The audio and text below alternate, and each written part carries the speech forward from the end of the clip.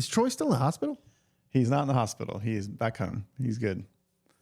And this is all from the back. Yeah, Troy is like my, what do you call him? Job foreman? The foreman. He's like the man on my crew. He got hurt last week, and he was in a lot of pain on the job site. And then he actually ended up in the hospital with back issues. He's back home and recovering. But man, it has made my past 2 weeks really tough. Because I was counting, I book stuff because I book things knowing that I probably don't have to be there. Yep. And all of a sudden have to be there. You got to be there. It changes everything. Yeah, it changes everything.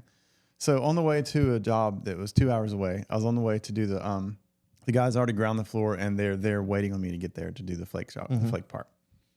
And I'm on the way there to Charlottesville, and I drive by this property where we used to own it on Ward's Road, where we had an old podcast about it. I'll link it here, where the government took our shop. Right. The government took our shop, they tore our building down, and we bought the land back. It is just a tiny half-acre piece of property across the road from our airport in Lynchburg. And I was driving by, and there was 15 trucks on our property. And no one uses it. It's empty. And I didn't know what was going on, didn't know what was happening. So I pulled in, and the guy's like, we didn't know that you own this property. We're using it to put a billboard up next door. And the catch is that the property next door is behind the new guardrail. The government took that too. So that's what I'm saying. You can't get to it. So you can only get to it through our property. This is the first I've heard of this. And I all of a sudden drive by the other day and there's a billboard up. Yeah. I'm like, what the heck happened? Yep. Like I said, the only entrance is our entrance. That's the only way. Yeah. So I stopped by and I was like, what are you doing? And they said, well, we're putting a billboard up and we're using your property to get there. And then you proceeded to get... Long story short, there was some going back and forth. And they're like, is there anything we can do? Can we anything we can do? And I said, well, the only thing I know that we can do would be for you to leave and then call me like a regular person. And we'll come up with an agreement to where you can use the property to where we don't have any liability. Yeah. And so there's dealing with a back injury and trespassers in 3 hours. Yeah. Hey, I'm Tim C. Hey, I'm Landon Blank. You're listening to Hacking Concrete. Yeah! This podcast is sponsored by DeWalt. This is our year-end wrap-up show. And the ones we're going to talk about they're kind of small. They're tiny, but they were Isn't it funny that as much work as we do, and I don't know if the internet knows how big of projects we work on, but it just seems humorous to me that we can get into some really big jobs. And we took 2 small ones and they both were like nightmares. Yeah. It's you never know what you're going to get. But the problem is, this is the funny part. So the contact I had first came through you. I didn't even look at the email thread like a dummy. I just called the customer and he told me what's going to go on. And I was like, okay. 2,000 square feet. You called me and you're like, man, you really charged a lot for that job. Because I priced it. I charged a ton for it. And then after I got into it, I started looking at the email thread and I was like, oh no. Yep. Oh no. Oh boy. Oh boy. There was a reason I charged a lot. So dude, this is a stencil pattern that when I say, here's pictures of it. When I say it is insane with 3 different colors. And just to get, how much do you think the first quote is on the stencil? 2,000 feet. I mean, I don't know, $4,000 or $5,000. It was $10,000. Good grief. $10,000 for the stencil alone, which by the way, they are awesome to work with. Yeah. Should we say it? Floor mats? Floor maps. So I was like, there's no way in Hades that I'm giving you $10,000 in a polite way. Yeah. And she's like, oh, well, I'll tell you what we can do. We can do this. I was like, yes, let's do that. Instead of see what they do is they do multiple stencils where they lay it all down and it's super easier. You're going to buy 3 basically. It's 3, right? Correct. And all they can do any design you want. They're incredible. They're good at it. But I was like, nope. We just need to do this to where I do all the work and get the stencil price down. Yeah. And then it comes in 17 sheets over 2,000 square feet. And you have to line up every sheet perfectly. Because imagine the intricacy of this pattern. And then all you got to do is take one of the sheets and have them cockeyed a little bit. You're done. Yeah, we do stamped concrete. I was thinking about you when you were doing it. And you told me it was getting some gaps. Stamped concrete's the same way where you set a stamp down. You said the next one and the next one and the next one. Mm-hmm. Well, if it has a little bit of a gap, the next row you set down, that gap's going to be bigger. And then the next row is going to be even bigger. Yeah. Like it, you know what I mean? Like the gaps open up as they travel across the floor, they get wider. So like it has to be perfect the whole time because there's no way to like rectify it. Yeah. Yeah. Yes. And so at this point, I am losing my mind because I'm like, this little job is costing an absolute fortune. What do we do? And then here we go with that same. I have always had trouble once an agreement has been made to go back for more money. Yeah. But this one, I had no choice. I was like, we're not even close to where we should be. Yeah. But I still, I'm all apologetic. I'm sorry. But on the same point, it's like, dude, you're asking for something that's like, you're just asking for a lot. And this goes back to the whole thing with architects and designers. They're just like, oh, this would be fantastic. Yeah, it is. And it looks cool. Yep. But someone's got to put it down. That's one of those ones too, that when we priced it, I didn't talk to you much about it. I just priced it and I was thinking like, there's no way they're going to do this. So it really doesn't matter. Yeah. Like there's just no way. Right. Like we bid these from time to time and we never get them because people are like, it's called VE. They're always like, the value contractor always calls and like, we need to value engineer this, which means we need you to be cheaper. And then we always are like, well, you could drop the $10,000 stencil and it'll be cheaper. And they're like, okay, let's do that. But it's part of the design. I was kind of expecting they would drop it and ask us to cut some squares that they call diamonds. Yeah. And that would be that. And I don't know if you knew this or not, but this was inside a working food court. All this was going on when there was food court all around. We were in the middle of the food court. Unbelievable. Where? Huh? Where is it? In Charlottesville. In the mall or something? No. It's this cool spot. You should go. I thought it was a dairy. That's what they call it, dairy market, but it's just the theme. Oh, I thought it was literally a dairy. No. For the cows to have something nice. I thought it was like I honestly thought it was, Hold on. I literally thought it was the dairy. We just found these buttons. We didn't know they were here. So now when Enlighten tells bad jokes. So meanwhile, crickets. So meanwhile, we're doing acetone-based dye in the middle of a food court where people are eating. Have auto scrubbers running out of an enclosed tent area. Mm-hmm. There was within the food court was an ice cream shop. Oh wow! I had to run the electrical cord out of this area, run it through the ceiling, and into the ice cream shop so I could tap into their goodness. That's a lot. Into their stuff. It's just this stuff is just. It's funny because I thought I overbid it, but now that you're talking, I clearly. Oh, you were dead on. I can tell you that. That's so funny though. I thought it was just a rich guy who owned a dairy, and he was like doing because we do so many barn dominiums and wedding venues. I thought that's what it was. Yeah. Right. No. But it's cool. Yeah. From the video, you'll see. But where I have to go? They sell food? Like it's a food court. Yeah. I have to take the guys there. Oh, it's awesome. I need to go back up there because I just dropped my pants off at Lululemon. Did you know that they hem your pants? For free? Yes. So you can buy I know this is ridiculous, $90, you can buy a $100 pair of pants and they will hem them and they will fit like a tailor made them. It's at least 20% discount. Yeah. Anyways, that's neither here nor there. I was in there too. And the lady was like, she's like, what do you do? I'm sorry, this is a side thing, but she's like, what do you do? And I said, we have a concrete business. And she said, do you have a TikTok? No way. She did. Are you serious? She did. Yep. And she knew you from it? She didn't actually. Oh. I said, yeah, I do have a TikTok. I thought that's where it was going. And I was like, I didn't say much more. She goes, I see guys. She goes, I see some guy from, I guess maybe she didn't know us. I see some guy from near here posting videos of doing like these marbly floors and throwing this stuff in there all the time. That's so you. She probably did see us. Yeah. But I let it go. I just thought I got a kick out of that. Just they have a polished concrete floor. No call. No call on that one. No call at all. Nope. We have this thing where we're weird because it's like whenever we see a floor done, we're just offended that we didn't get a call. Deeply offended. Just offended. Let me at least put a shot on it. Yeah. But anyway. So back to the sticker job, away from the yoga pants. But yeah, it was one of those things that ended up being great. I don't see how you did 3 colors with one sticker. How did you do it? Okay, so what we had to do was within the design, you had to pull separate pieces off of the stencil. And so we dyed black, and then we dyed green, and then we dyed gray, and then there's a natural, and all of that has to be done at separate times. You have to go through and do all of them. So I saw pictures of it, and I think I saw something, and I haven't asked you about it. But, and this blows my mind that y'all are able to have the nerve to do this. Did you stain it one color, and then like you had a square here, and the rest was covered? You stained that square. Mm-hmm. You pulled a sticker next to it, and then you stained both of them again, and just not worrying about that you got it on the other color? Yes, because this is the trick of that. Because you have to do your darker color first.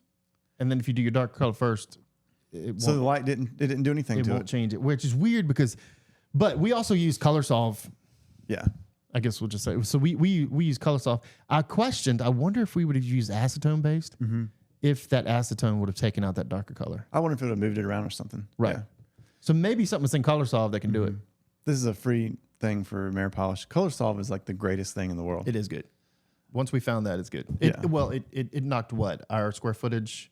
You get double the coverage of dye, and you have, I don't know what the percentage is, a lot less fumes. Okay, we're gonna give away a lot of stuff here. So but that's not hard to find. No, but this is. So there's also a huge thing when it comes to polished concrete. We have found out years and years ago that on acetone-based dyes, it leaves a residual on top of the surface. Oh yeah, it's like this grimy, like greasy, filmy color stuff on top of the surface when you dye with it. Yep. And so what happens is, if you don't take a buffing pad and get that residual off or wipe it down somehow, your next grid of diamonds, whether it's a 400 or 800, will gradually over the source of that, over the length of that floor, start picking up that residue. Yeah. And then when it does, it starts forming on the bottoms of the diamonds and starts scratching your floor. Really? Which is crazy and then it'll start damaging the diamonds. But with ColorSolve, it penetrates so much, you don't even need to worry about it. I've noticed that in our stain and seals too. Yep. So anyways, that might be boring if you're not in the concrete industry, but I think it's fascinating if you do what we do. Yeah. Because you start picking up these little tricks like, ooh, that caused me an extra week of work. Yep. Over 5,000 square feet or whatever. Yeah, that's awesome. So you dyed it, you pulled the dyes up. Something else always makes me nervous is that, when you dye concrete, the dye is just a powder, and the liquid carries the powder into the concrete. Now, we have used liquid, but we do not like it at all. But it's the same thing, though. Whatever it is, the liquid part carries it to the concrete. It evaporates. It leaves the powder behind. Mm-hmm. Yes. I always worry that like the next stuff you do is going to smear it all over the place. Mm-hmm. I just don't know how. Like you did a really dark color square next to this really light color. I just would be so stressed that somehow that was going to smear into the other. No, I get that too. And it didn't? It didn't. You didn't? I see what you're saying, though. Because it's not like we do a job where we're doing 2,000 square feet of stickers all the time. Right. I mean, we've seen like Bob Harris at Decorative with the stickers and, like spray paint little things. But yeah, I think the same company he uses with that. Yeah, it was. Mm-hmm. I think the lady that owns it was there with him working that day. Yep, I think she said so. The nerve that it takes to do it. Like, you know what I'm saying? You're right. Now that you think about that, golly. I don't know how y'all do it. Maybe what saves us is densifying over top of that. I mean, even that though, you're like getting it all wet. Why doesn't the wet move it around? Potentially smearing it. Yep. I just don't understand. It's fascinating. It's the Lord's grace.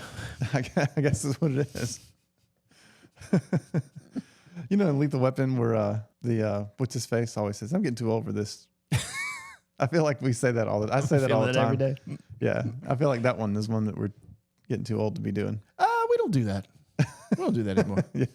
I mean, it doesn't sound like it was that hard though. No, but you'll see through the videos. It's So what was yours? Oh, the saw blade job. Which one was this one? It was pretty simple. It was just a metallic floor, 2,000 square feet, three color metallic. Yeah. Super simple. Yeah. And this is one of those things that gets me all the time. Because we sell a job, we have it sold, we're happy that it's sold. And you're on the job ready to start. And he's like, by the way, could you do this for me? He's like, I left a hole in the floor 1 inch deep. Could you lay a saw blade in it and fill it with epoxy? And I was just like, sure, that seems simple enough. Yeah. I've seen that on TikTok where people pour that real thick, clear stuff. And seen that. They make it look so easy. Mm-hmm. So I was like, yes, sure, no problem. If you just pay for materials, is that okay? And he's like, yeah, sure. Okay, so we did the metallic floor. I made an error in my calculations. Should have done the saw blade first. I should have put the saw blade in the hole, poured clear on top of it. Absolutely. that solves all the problems. Yep. But I was thinking that, after I agreed to do it, I agreed too quickly. And I was like, yeah, that sounds simple. Mm-hmm. Then I realized I was like, oh, I should do the saw blade first. But if I do the saw blade first, that means I have to do vapor barrier in the hole, 3-color metallic in the hole, lay the saw blade in it, clear epoxy on top of the saw blade, and then do the metallic floor around it. And then I also have to keep the metallic off of the clear saw blade somehow. No, I see what you're saying. Yep. So it adds like 4 days that way. So I thought, well, I may as well just do it after. So I did the whole floor. The inch deep hole was actually 3 inches deep. So it was a whole big thing. Had to fill it with all this concrete. And I was in a hurry. It's 2 hours away. So I'm booked pretty tightly. And I won't say I was in a hurry. I want it to be on schedule. I want it to do 1 day of grinding, 1 day of vapor barrier, metallic, top coat. And the hole We do was not really have deep. the benefit of high density populations. We travel, Yeah, we have to travel too far, and it really gets me sometimes. So, especially anyways, when there's a mistake. yeah, right. And so we had to spend a day filling the hole up with concrete, and then we did the metallic floor, and the metallic floor was perfect. He loved it. Mm-hmm. And it comes time to do the saw blade. So we lay the saw blade in there, and we mix up this clear. It's called deep pour epoxy, and what that means is that you can pour it more than usually you can't go by like an eighth. Like a bar top. Yeah, you can pour like a bar top. So we poured that in there up to the rim of the hole. The hole is just a square that's recessed into the floor about an inch. We poured that clear stuff up to the rim. I checked it with the level beforehand. Everyone on YouTube totally trashed me. They're like, you didn't check if the floor was level? But I checked it beforehand, and it is level. But what you don't realize is that a 4 foot level on an 8 foot hole, or maybe 6 feet, whatever, it was an eighth of an inch out of level. So it was level by the level, but it wasn't perfectly level. No, there's no way it can be. And there's no way ever that it's going to be No, perfectly there's no level. way. And I should have seen this coming, but I didn't. Well, I kind of did. I thought that we'd be able to control the flow of that stuff as we poured it in. So we poured it up to What's the the lip. working time of that flow? Like an hour, but it turned out to be more. Yeah. So we poured it up to the lip, and we sat there, and we babysat it, and we kept brushing it back where it would spill over. We kind of brush it back in the hole, and we did that so long that it seemed like it had stopped moving. So we pulled our tape up around it, and we're like, "This is great," and we left. So we come back the next day, and it must have been like 2 gallons of that stuff drained out of one corner where it was like a 16th inch low, and I don't know, it like drained out all over the floor, to where I was like, "This now it's a huge disaster." This free thing I did causing all these problems. And the homeowner came and was like, I actually don't care that spilled out there. It's going to be under furniture, because it was clear. You would really have to look to see it. He's like, that doesn't bother me at all. He's like, but I'm worried about the tripping hazard now, because there's a little bump where it drained out. It's not perfectly flat. So I got more of the deep bore epoxy. We retaped it up, and I was just like, all right, this time I'm going to make a dam around it with window weather stripping. We stuck it to the ground to build a wall around it. And I thought we would grind the clear down where it was too high. So we filled it up again, and we left, and we came back. We let it sit over the weekend, and we came back, and the lady called me and was like, hey, this stuff's still wet.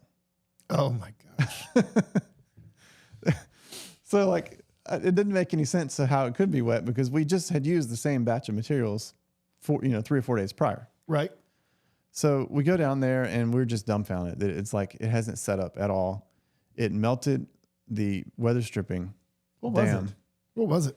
The brand? Yeah. No. What happened to it? Oh, it melted the weather stripping dam, and that peeled up. So all of it, where we poured it high, drained out across the floor. So now it's like 3 more gallons out there. But why is it still not set It's up? all sticky sludge. Well, we didn't know. Called the manufacturer, and they were like, we think you didn't mix it correctly, which that's what they all say. That's BS. Sometimes we don't mix it correctly. That's rare though. This was made in 3-gallon kits that were packaged in boxes. So we only opened them and put them together. It would be really hard to mess this up. And so after they said that, I got kind of upset. And I went out to the dumpster that was still there, and I got in the dumpster, and I started digging, because I remember this. it's a job site dumpster. This is crazy. Yeah. So I found the product that we used, and the label on the product is wet. And would you believe that the label became transparent, and you could see a label under it? So the outside label said B, and it was transparent. You could see through it to an A behind it. Oh my gosh. So I took a picture. But it's of always it. your fault, right? I know. I took a picture of it and sent it to the manufacturer, and they were like so upset. Like they were like really upset. like embarrassed, humiliated. And I felt bad for them because I genuinely believe that they make their best effort. I don't deny that they do that. And they just said that they researched into it and tried to figure it out, and they found a guy in the warehouse who admitted that when it came to the end of a batch or something, he got confused with like what was what, and instead of asking for help or throwing that out, he just decided to slap a sticker on there and hope for the best. Wow. And I felt bad for the manufacturer because like I could see how that could happen. Well, then let me ask you this though: why did they? Yes, you can. But what did they offer to do? They didn't. They offered to. Well, they gave me a refund. Did they give me? I think they just sent me replacement material. I don't think they did a whole lot. Yeah, but what about labor? Yeah. What about 2 or 3 days of labor? They didn't do a whole lot. Yeah. Like that's the one that. Anyway. Yeah, I mean, we've had other big brands do this, had this happen before, and we were doing a 10,000 square foot warehouse, and we have a pump that we pump joint lines with. Yeah, polyurea, and it never set up. In all the joint lines didn't set up. No. Oh my goodness, I didn't hear about this.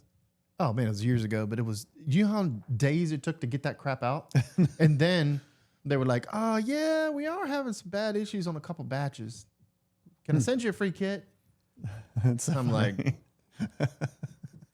what about the way the customer's mad and he's not hitting his timelines? What about this and that and this and that? I mean, it's they kind of acted how like about 10 kits. They acted like they were doing something good for me. They didn't send me just the replacement kits, the 6 gallons that I lost. They sent me 6. I think they sent me like 12 or something. But what am I going to do with that stuff? I don't ever use that stuff. I know it. I actually gave it to Isaiah, to Eli the other day. He said he was gonna. Oh, good. He's gonna love that. Tabletops, yeah. But we had the same thing happen on a job for Harley Davidson. Do you remember that? Oh yes. It was some real like specific epoxy type product, like a water-based type epoxy product, and we put it on the floor, and that never set up. Never set up. And at that time around, we were kind of friends with the rep, and the rep helped us, and we were just so busy, we really didn't have time to mess with it after that happened because we knew it was gonna be days. So the rep found somebody that does stuff like that, and it was just a one-man show, and he was like, he'll be perfect for this. He'll clean this up and he'll put it, another coat back down or whatever. And you know what happened? Do you remember what happened after that? He got like phase 2 of the whole job from us. Right. He did. He did. Yep. We've gotten burned by this stuff a couple of times, but it's always the guy mixing fault. That's what they always say. Right. Yep. But anyways, we wiped epoxy up for hours and hours and hours. Just that stuff hadn't set up at all. We got window squeegees out, and this is a brilliant idea from Josh Jones from Prep Master. Seen him do it on LinkedIn. Mm-hmm. We took bags and we duct taped them to the ground, the bottom half, so you could hold the top half open, and we just squeegee sauce into the bag. Oh, that works good. Oh, it was great. So like most time we got a piece of cardboard trying to get it up or something. Yeah, the cardboard doesn't work. So we squeegeed all that stuff in the bag, and then we wiped on it with acetone for hours and hours. It was funny too because one of your new guys, who's the new guy that Andy? So Andy walks in wearing cowboy boots. He wears boots, right? Yeah. Mm-hmm. He walks in to help us, and it was really funny because like I told them before they went in, I was like, "Do not get this stuff on your feet and track it around the room." It's like, the first thing he did. Do not do that. And he walks in, and like it was just like he just walked into it on purpose. Oh gosh. I bet, and he gets upset when he was real upset about it, but it wasn't his. I mean, it was his fault, but it wasn't his fault because this stuff is clear. You really can't see it. Yeah, it was not anything that he did wrong. Really, you couldn't see the stuff on the ground. You just had to know where to walk. And I just didn't think to like. Oh, I didn't think to like show the guys where the stuff is because it's invisible on the floor. It's just sticky. Yeah. So we made. I mean, this whole fiasco took like 5 extra trips to this 2-hour away job. Fortunately, while we're doing all these extra trips, the guy hired us to do his huge garage, a flake system next door. Right. And that does happen a lot, right? Yes, it was a lifesaver. So in the time that it took, we didn't have the material to finish to refill the saw blade once we got it cleaned. So the guy was he was agreeable. See, this is one of those jobs I mentioned earlier. He's just a guy who owns a sawmill, and he has a nice wedding venue type place that he's building for himself. Mm-hmm. And he was like, you know what? Don't worry about. I see what's happening. This is, you're just doing me a favor, and it's caused all this trouble. Good. Yeah. He was like, don't worry about coming back to do this until you come and do my garage next door. Mm-hmm. So we took 2 weeks off from the job and we went and did the flake garage next door. And while the guys were grinding on that job, you know what everyone should have that came in super handy was I had the battery powered DeWalt hand grinder and a battery powered HEPA vac. Yes. And we drug that stuff out there, and me and Troy ground on that thing. We decided that instead of filling it up, we're going to grind the lip down to meet the clear, and then we're going to do a band around the thing. So me and Troy ground on our hands and knees for, 3 or 4 hours with those battery powered things while the guys were next door grinding. So it was pretty awesome to I didn't have to we operate out of a van, so we don't have but so much room. Also on commercial sites, which I know you're not on a lot, but lots of times you only have a few 110s hanging around before they hook up all the power in the building. I try to tell people that, and they're always like, "That's so dumb. Just go to a different outlet." I'm like, "No, it doesn't really work like that." You just trip them and trip them and trip them. Yeah, the only way that a grinder works is if you have it seems like a 20 amp. The battery powered stuff just solved so many problems for us because we just drug that stuff over there and we just put our heads down and knocked that out while they were working on the garage floor. So we didn't lose a ton of money for that reason. So the solution for that one was though, we just did a band around that thing after we ground it down and finished the floor. Came out good, but it was quite the stressful project. Yeah, so those are two simple jobs that we probably... I like doing this stuff.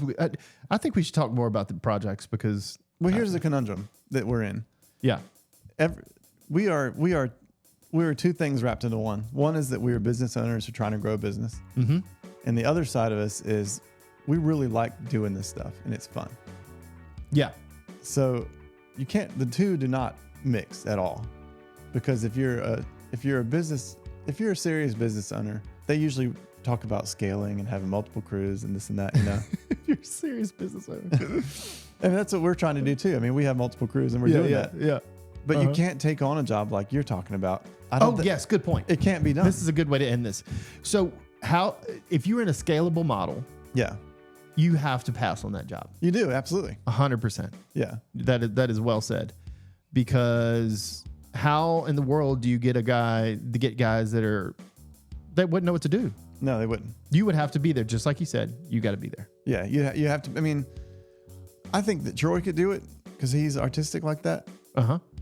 But I still think that I don't know. I would never put that on them and hope that they got it right. I don't see how you could do that with employees and not be heavily seriously involved. See, that's a good point. Like the guy that did the Mount Rushmore, he doesn't have do you know what I mean? Yeah. He doesn't leave the job for 3 weeks and come back. Right. Yeah. All of a sudden, G-Dub's nose is gone. Yeah, that's right.